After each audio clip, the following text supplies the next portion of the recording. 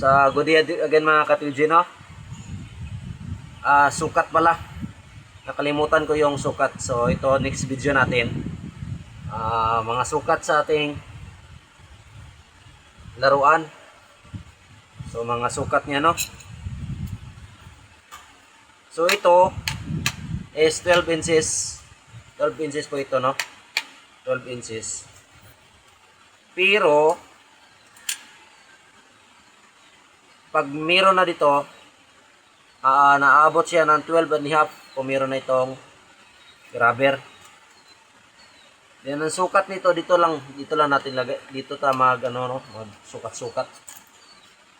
So ganito yan mga ka-TG, oh.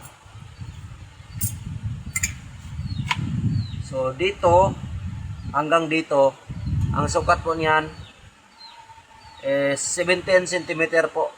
So take note na lang. Dito hanggang dito 17 cm. So 17 cm. And then ang butas naman, ang butas galing dito.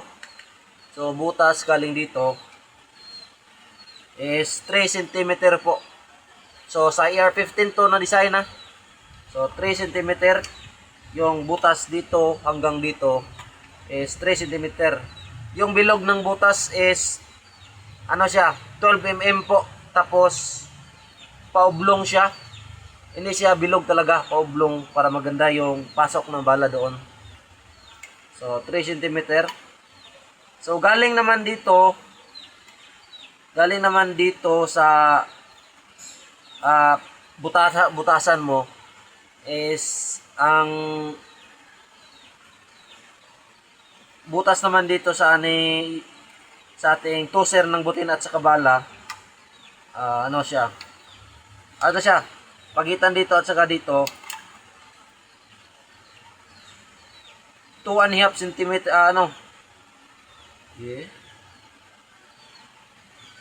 at 3 cm pa din.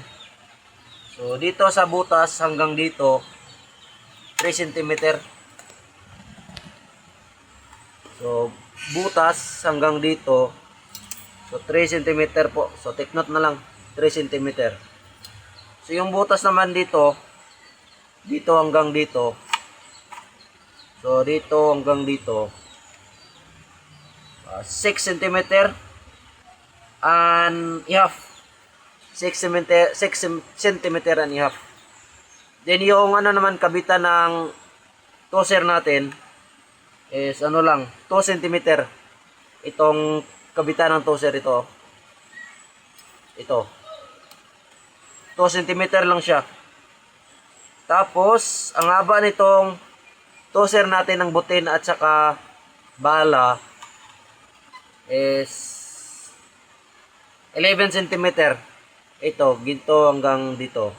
11 cm, no? And then dito naman same lang din. Same lang din sila sa dapat magkatugma talaga yung butas dito sa ilalim at saka sa ibabaw dun sa kasahan. So ang sukat niya dyan is 6.5 cm. Tulad sila dito, 6.5 cm din. So 6.5 cm. And then ang pagitan naman dito sa chamber natin at saka butas, nasa 5 cm lang. So 5 cm po mga ka-TG. So yan, no. So mas maganda talaga mga ka-TG na may unit na kayo dyan na Viper para matansya-tansya, no, kung ano yung sukat talaga. So ito naman, ito yung pinakauna na gagawin nyo. Magawa kayo ng ganito, ng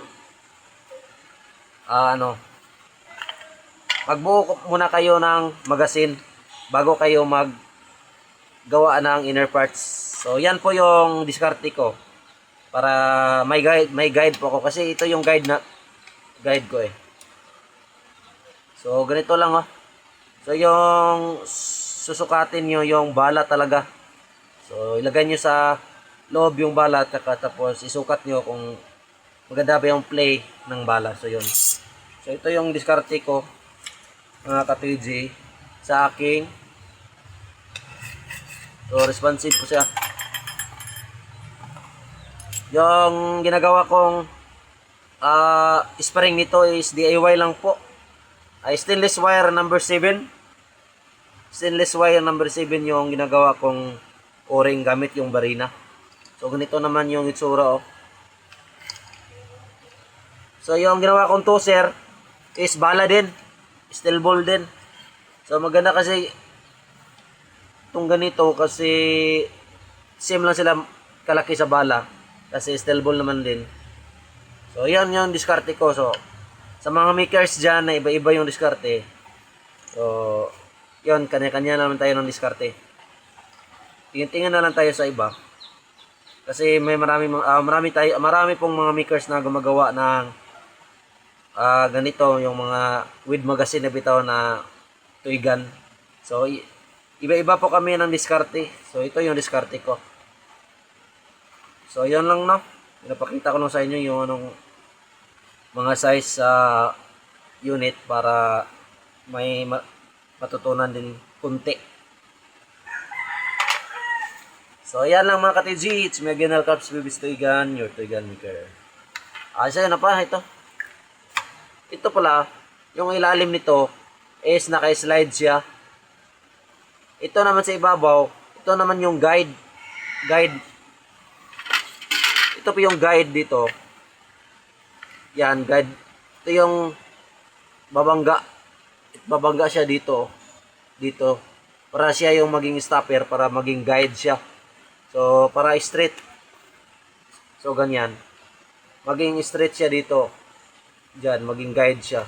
So, ganyan po ako mag-diskarte sa pag-align. So, ganyan. Para ma-align siya dito, no? Para ma-align siya talaga. So, iba taman tayo ng diskarte. Kaya pinapakita ko lang sa inyo kung ano yung akin. So, yun lang mga ka-TG. Salamat.